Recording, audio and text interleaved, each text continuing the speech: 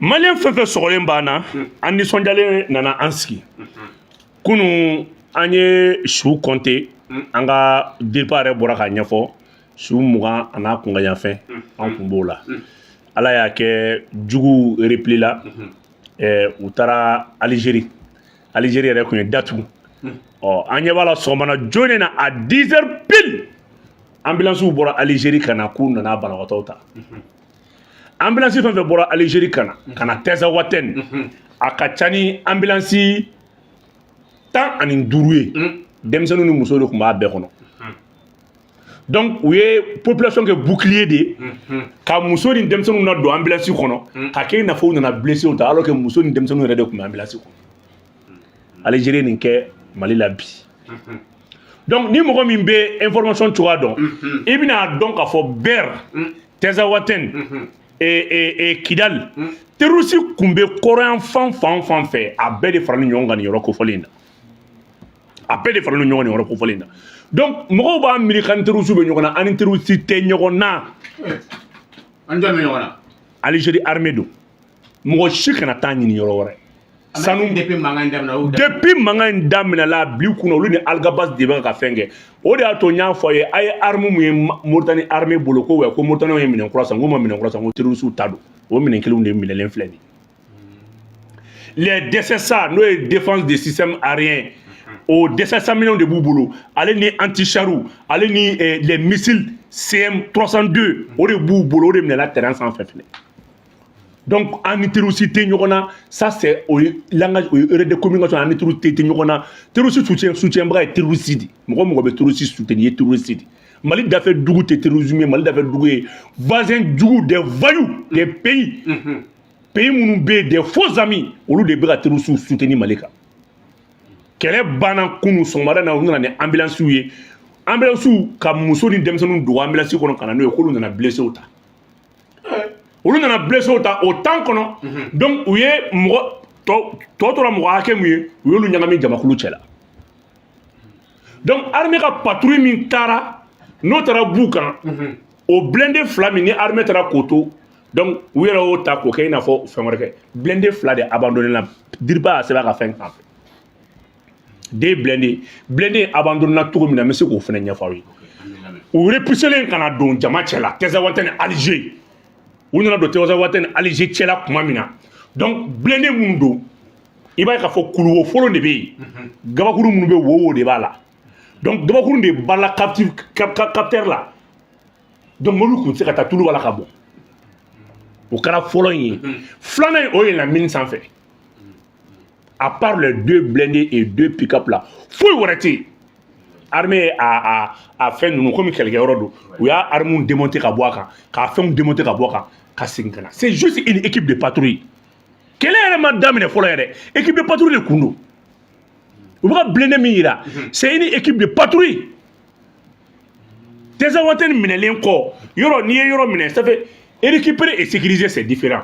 n'i ye yɔrɔ minɛ i bɛ éléments bila ka taa équipe de patrouille bila ka bɔ u ka taa zone d'urgence zone lajɛ mɔgɔw dogolen bɛ yɔrɔ min na o de taara bɔ u dogolen kan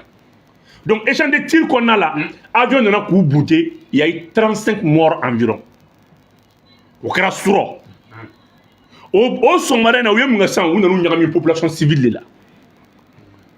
ambulance nana k'ale nana blessé ta ambulance bɔra Tezawatène Alger ka na Tezawatène Mali k'ale nana blessé ta ambulance ninnu kɔnɔna la denmisɛnninw ni muso b'a kɔnɔ donc u ye population de ta comme bouclier o de y'a to bi mun kɛra maliyɛn bɛɛ ka nin yɔrɔ lamɛn n bɛ ka dernier info de di mɔgɔw ma donc armée ye mun kɛ sisan armée ye wele bila mɔgɔ o mɔgɔ k'a fɔ ko tu es malien na Tezawatène Mali niveau la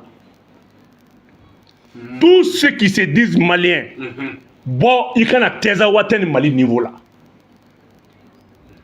régiment bɔra détachement bɔra Gao a bɔra Kidal a bɔra Tombouctou infanterie yɛlɛnna nin bɛɛ la ka taa les éléments sont sur place avion min bɛ yen il y a plus de 2 escadrilles avancées u yɛrɛ b'a dɔn k'a fɔ bɔtɔgɔ foyi t'u la kɛlɛ in na u taara population de ta sisan k'o kɛ bouclier humain u kɛlen bɛ ka denmisɛnninw ni musow de ta sisan k'o don u la cɛw kɛlen bɛ ka burumusiw don u la u bɔra ni burumusiw ni finiw de Algérie ka na don terroriste la k'u sigi voilà wa leader bɛɛ sara u taara galon de tigɛ ni blende fila in ye u b'a la k'o fɛn kɛ an bɛ yɔrɔ min na ko san wele bilala bɛɛ ma an ni burumusi b'i la i ye cɛ ye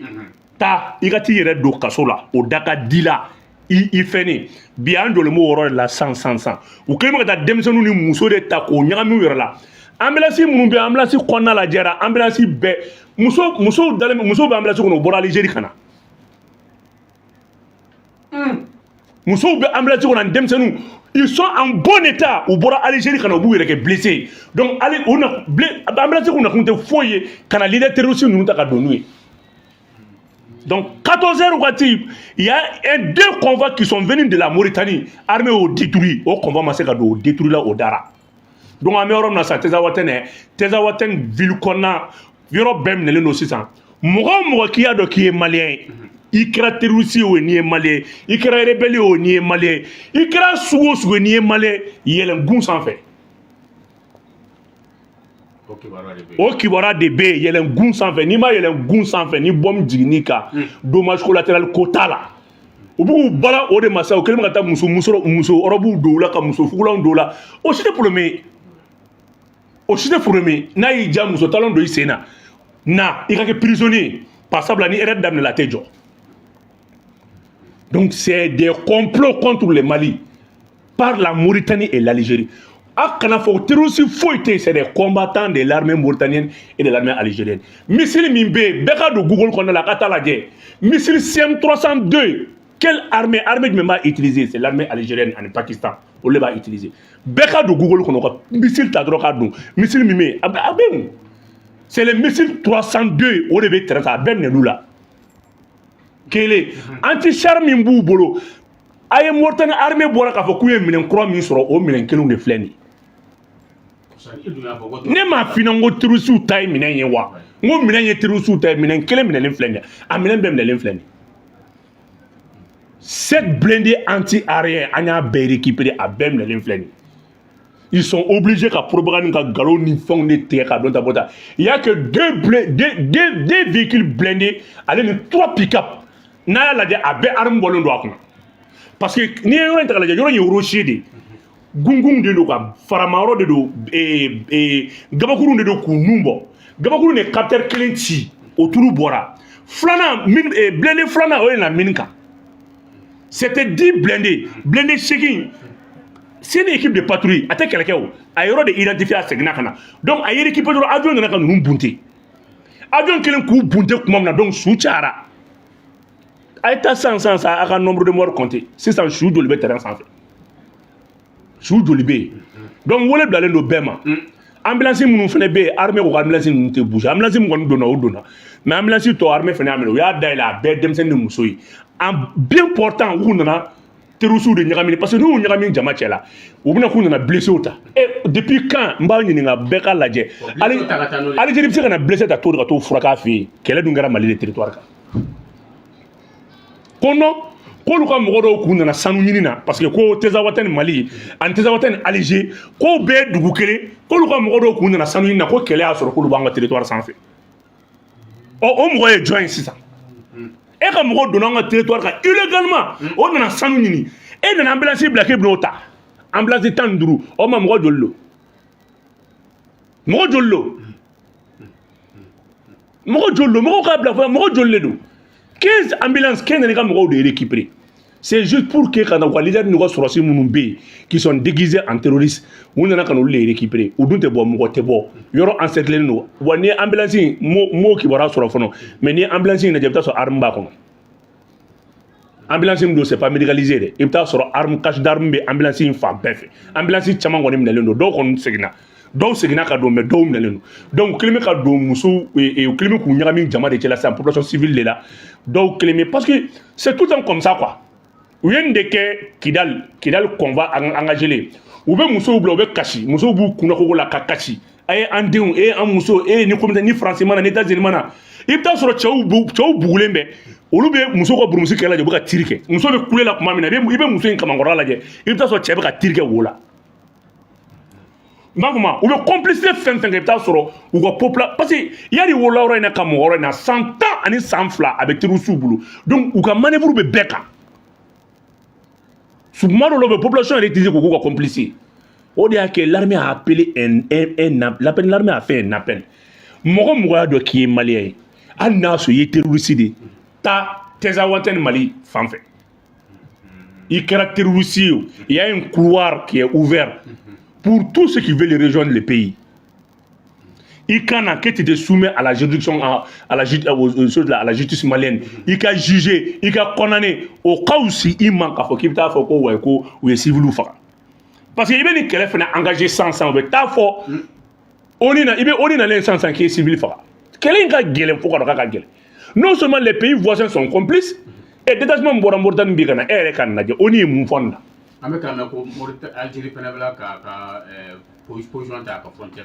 Algérie nana à peu près l'Algérie nana 2500 éléments sur quand on nous postait à la frontière là. Et il y a 2500 éléments là on le béda il ka donnon ka fait kata sur sous te koy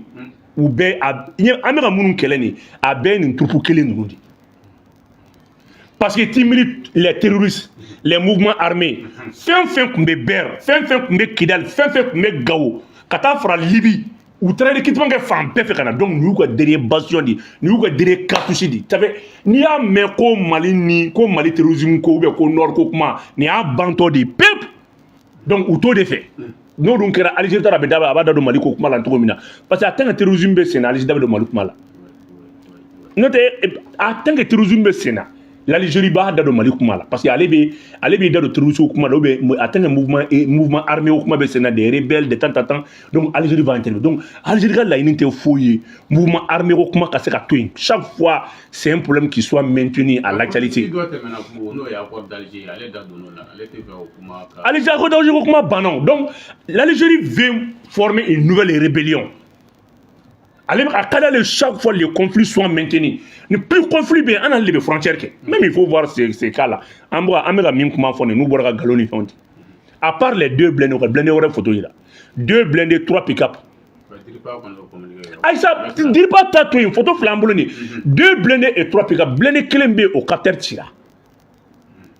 Allez, blindés nous pont jam dans des dos. Donc, na fara ni fara dona wo ni fara yi num senindi. Na ya gochi tout le bétigi.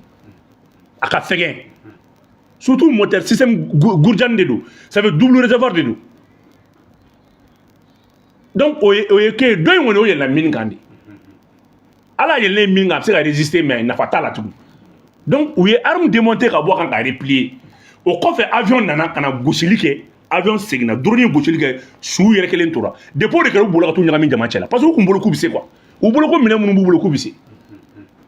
Et aujourd'hui tout va très bien. Fengele min ben dron. Il y a une 18h tché ou ka beka teka fanfala la. Parce que on me fait min do sou fait kele di. Ah non. Moussa. C'est l'effet du mais, c'est l'effet de mon terroriste tché. Il y a même des femmes c'est pas c'est des armées des pays étrangers des pays voisins. A kana ta ni Roshi. Mo ko ta fait ni Euro c'est la complicité des pays voisins. Ils vivent du Mali. Depuis 1974, Mauritanie a mené le Mali de la Mauritanie économique de Mali de la Mauritanie fait un bien Mali de. Donc chaque fois Mali qu'elle devait Mali d'affaire Dougou Balo.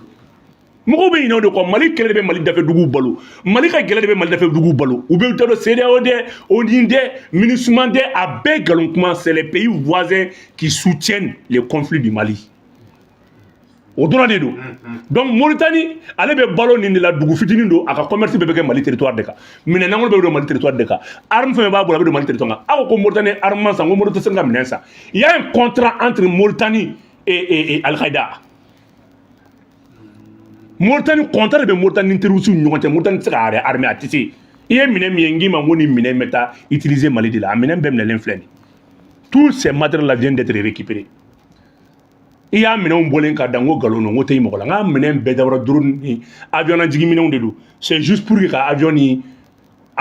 na jigi ngo minon de do c'était 7 anti-aérien ou ya baisse en Libye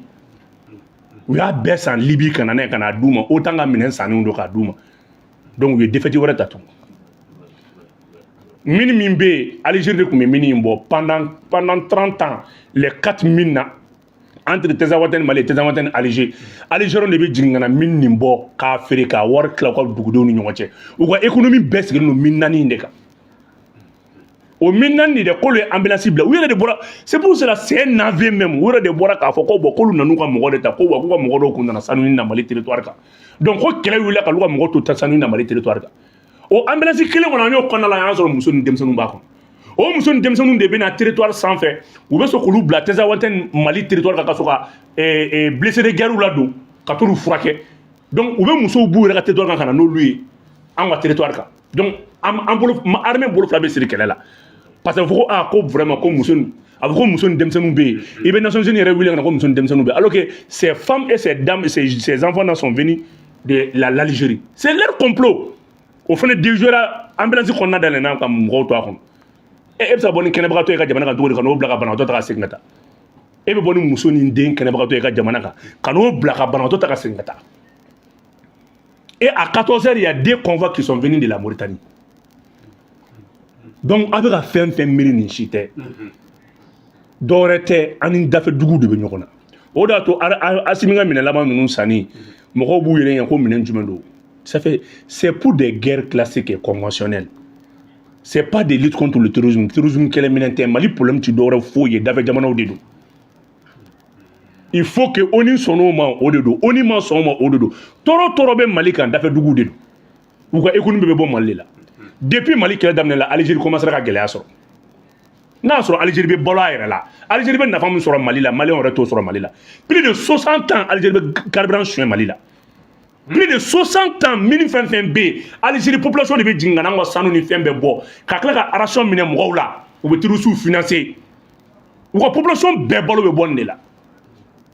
il y a des véhicules abandonnés ta ni Tɛzawantɛni n'a photo yira la komi caméra tɛ yan k'a photo yira mobile lankolon de filifilen don barisa u ka population bɛɛ bɛ balo Kidal ni Gao de la u ka minɛn fɛn bɛ Gao ni Kidal a bɛɛ bɛ bɔ Algérie di donc Mali ka sumaya olu ka laɲini tɛ Mali ka kɛ badɛmɛ sira ye olu ka laɲini tɛ douane ka installer olu ka laɲini tɛ policiers ka installer olu ka laɲini tɛ gendarmerie ka installer olu ka laɲini tɛ olu mago bɛ fɛn fɛn na ça c'est l'absence totale de l'État pour que olu bɛ se k'u sago kɛ ils peuvent rafler leur économie ils peuvent renforcer leur économie donc terroriste kuma ye nkalon ye terroriste tɛ sen na ONU sɔnn'o ma o terroriste tɛ sen na ONU ma sɔn o ma o terroriste tɛ sen na minɛn fɛn fɛn minɛ n'u bolo n ye minɛn minnu f'i ɲɛna mɔgɔw ka don Google kɔnɔ k'a taper CM 302 missile CM u k'a lajɛ missile CM dugu joli b'a utiliser dugu fila Pakistan et Algérie c'est un missile chinois ka missile de a porté 450 km a ka portée utile 240 km mais ça n'a pas marché a tɛ se ka marcher a tɛ se ka marcher parce que brouillard de drone mun bɛ Mali bolo i tɛ se k'a ci i b'a ci fu de don a missile bɛɛ dafalen minɛ n'u bolo donc mɔgɔw k'a fɔ a ye Tɛzawantɛni an bɛ yɔrɔ min na ko bi c'est juste pour départager maa maa bɛ yen qui est malien ye taa parce que Algérie ka frontière datugu mɔgɔ tɛ se ka don yen Algérie ka frontière datugu a ka terroristes bɛ an b'u bɛɛ faga an ka territoire kan maa kɔni y'a faamu taa yɔrɔ t'u la na yɔrɔ t'u la yɔrɔ bɛɛ kurun don dɔw bɛ ka don population civile de la ka don duw kɔnɔ ka t'u dogo u bɛ ka musofiniw don u yɛrɛ la dɔw bɛ ka denw ta k'a fɔ k'olu den fitinin b'u bolo k'u yɛrɛ kɛ hinɛtɔmɔgɔ ye i y'a ye armée Mali bɛ fɛ k'an faga an denw b'an bolo musow bɛ kasi ka fɛnw kɛ alors que o musow bɔra yɔrɔ jumɛn kuma jumɛn min o musow kun bɛ min aw de ma fɔ sa k'a ye victoire kɛ aw de ma bɔ k'a fɔ fan bɛɛ sa k'a ye victoire kɛ yan ou bien olu de ma taa blindés yɛrɛ k'o ye victoire kɛ bon muso ni den kuma jumɛn bɛ nin ko la yan muso ni den kuma jumɛn bɛ nin ko la yan donc u ye muso ni denmisɛnninw don ambulance de kɔnɔ ka na u b'olu kɛ olu bɛ kasi u bɛ ONU wele u bɛ américains wele u bɛ fɛnw wele Mali armée bɛ ka an faga Mali armée donc c'est pour nous rendre la tâche difficile mais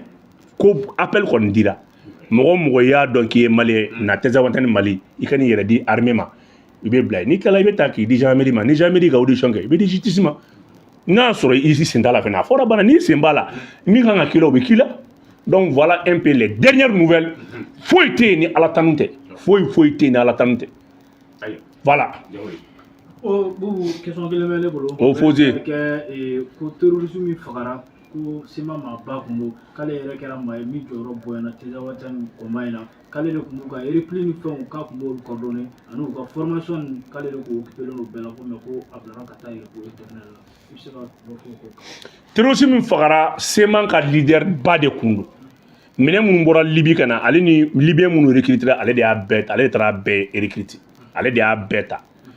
donc n ye Kadafi ka minɛn minnu f'i ɲɛna ale taara négocier ka na ni minɛn ninnu ye kunun ale sara kɛlɛ la accrochage mun kɛra ale sara parce que u y'ale bunte k'ale faga c'est vrai armée ye kɛlɛ min kɛ c'est a bi kunna avion nana tuma min na avion nana civil de bɛ avion bolo parce que u bɛ kɛlɛ de kɛ k'u détacher ka bɔ population na mais ni kɛlɛ gɛlɛy'u bolo olu ka ɲagami population na donc an bɛ se k'a fɔ ale nin tora la a sara u ka leader terrorisme u ka leader mun sara chef de guerre mun sara 7 o de su yera mais u mago bɛ min na ka su de récupérer et puis l'Algérie veut savoir que leader minnu sara jɔn don parce que libyen fana b'a la voilà donc k'a fina kɔni o kɔni u ka saya kɔni ça c'est déjà confirmé. Aya bobo ne bɛ dan sigi an ka bi jɛmukan na k'a fɔ an kanubagaw ye ko an bɛ 16h an bɛ ka 16h ma gɛn ni 16h yɛrɛ ma se o de kibaruya ye nin ye a bɛ se ka évoluer yanni dugu ka jɛ mɔgɔw ka to ligne mɔgɔw ka u sɔgɔlen to page ninnu na ni fɛn fɛn bɔra la an n'a kɛra an dalen sunɔgɔ la an bɛ wuli ka na a ɲɛfɔ aw ye voilà ok a k'an bɛn wagati wɛrɛ inchallah